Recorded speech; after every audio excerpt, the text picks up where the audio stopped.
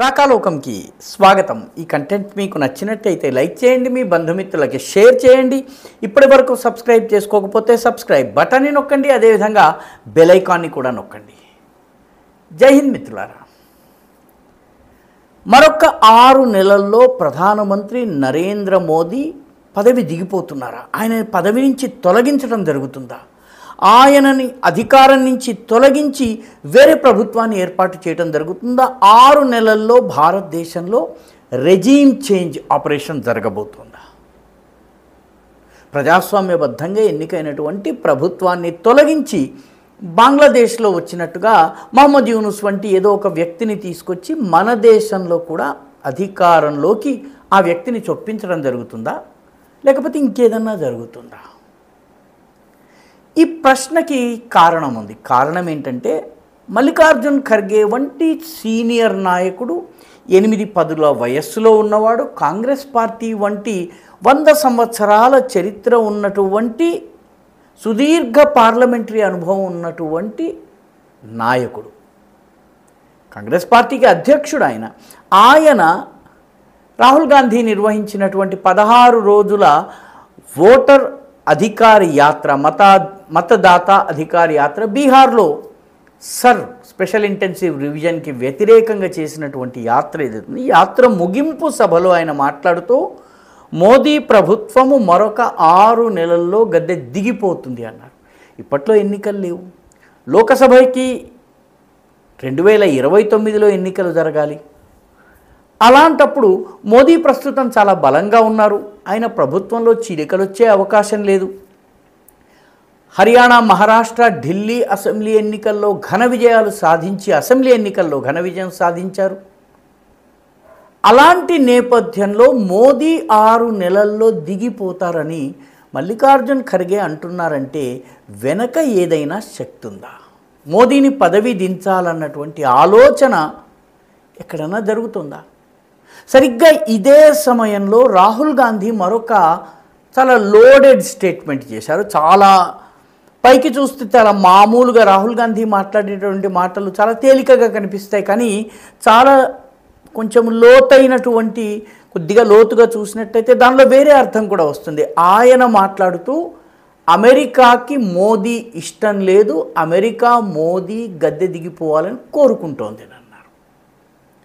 6 నెలల్లో మోదీ గద్దె దిగుతారు అని చెప్పి ఖర్గే అనడం, సరిగ్గా అదే సమయానికి రాహుల్ గాంధీ అమెరికాకి మోదీ ఉండడం ఇష్టం లేదు, America wants Modi to go అన్నటువంటి పదాన్ని ఉపయోగించడం. ఈ రెండింటినీ పక్కపక్కన పెట్టి చూసినట్లయితే మోదీని దింపేందుకు ఏదో ప్రయత్నం జరుగుతోంది. ఎందుకంటే ఈ 6 నెలల్లో బీహార్ ఎన్నికలు జరుగుతాయి. బీహార్ ఎన్నికల ఫలితాలను ఉపయోగించి ఏదన్నా చేసేందుకు, బీహార్లో కనుక ఫలితాలు వ్యతిరేకంగా వస్తే ఏదన్నా ప్రయత్నం జరుగుతోందా?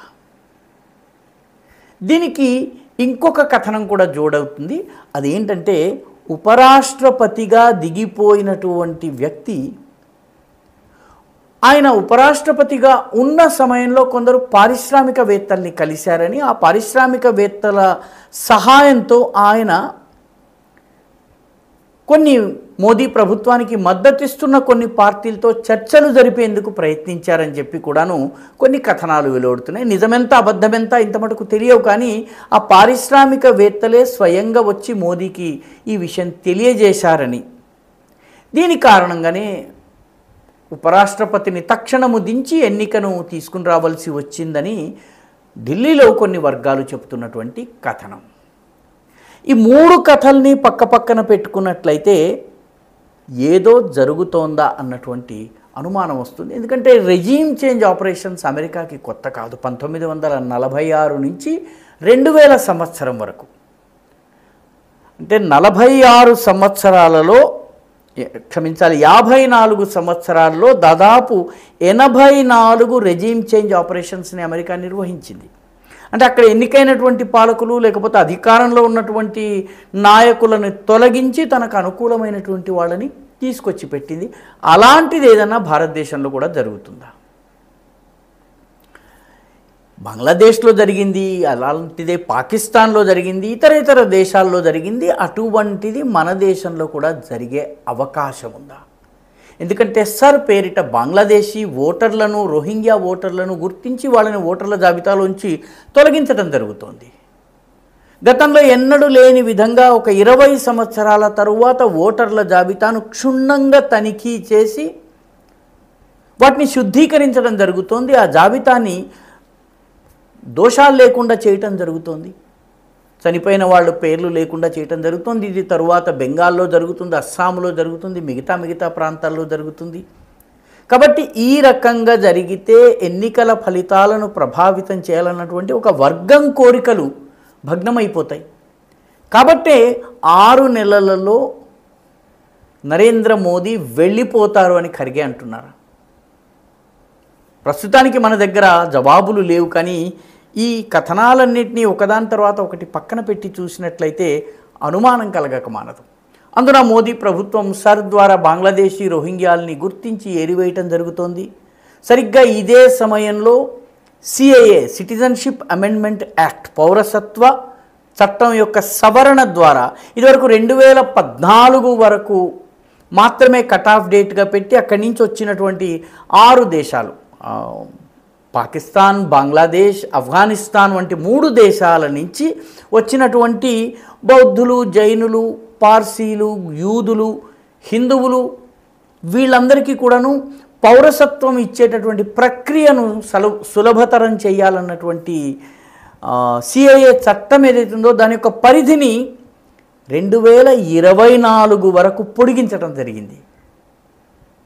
అంటే ఇది కూడా కొందరికి నచ్చటం లేదు. దీనితో పాటు ఇమిగ్రేషన్ అండ్ ఫారినర్స్ యాక్ట్కి ఈ మధ్య సవరణ తీసుకొచ్చారు. ఆ సవరణ తీసుకొచ్చిన తర్వాత బ్యూరో ఆఫ్ ఇల్లీగల్ ఇమిగ్రెంట్స్ని ఏర్పాటు చేసి దానికి చట్టబద్ధత కల్పించారు. వాళ్ళు ఈ అక్రమంగా ఈ దేశంలోకి వచ్చినటువంటి వాళ్ళని ఏరివేసే పనిని చేపట్టబోతున్నారు పెద్ద ఎత్తున. అటు ఓటర్ల జాబితా, ఇటు ఈ దేశంలో ఉన్నటువంటి అక్రమ చొరబాటుదారులు వీళ్ళిద్దరినీ ఏరివేసే ప్రయత్నం జరగబోతోంది. దీంతో పాటు 2024 వరకు హిందూ, బౌద్ధ, సిక్కు, జైన, పార్సీ శరణార్థులకు పౌరసత్వం కల్పించే విషయము ఇవన్నీ కూడాను ఎవరికో నచ్చటం లేదు. అందుకే 6 నెలల్లో ప్రభుత్వం పడిపోవాలని ఒకరు, అమెరికా ఈ ప్రభుత్వం పోవాలని కోరుకుంటుందని ఒకరు అంటున్నారా? రాబోయే 6 నెలలు, ఏడాది పాటు అత్యంత కీలకం కాబోతోంది. దేశం ఏ గతిన వెళ్తుందన్నది ఈ 1 ఇయర్ నిర్ధారించబోతోంది. ఈ వీడియో మీకు నచ్చినట్టయితే లైక్ చేయండి, షేర్ చేయండి, ఈ ఛానల్కు సబ్స్క్రైబ్ చేయండి. మీ అభిప్రాయాన్ని కమెంట్ల రూపంలో తప్పనిసరిగా పంపించండి.